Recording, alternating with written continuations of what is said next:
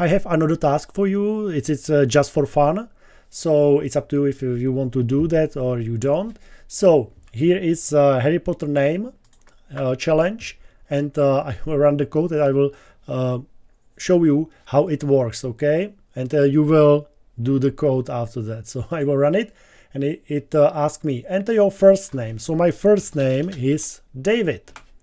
Enter the second name of your favorite character from Harry Potter movie. So, for example, Potter.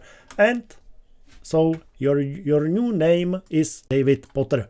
Okay, great.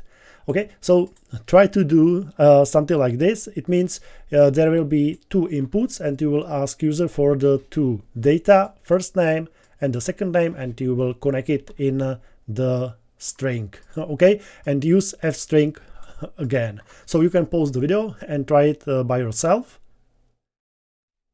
So I hope you were successful. So it can looks like this. Okay, we can use the first input as the first name, store the first name. For example, in the variable user first name, the name is up to you. After that, the second input, ask the favorite character from Harry Potter or his second name or her second name.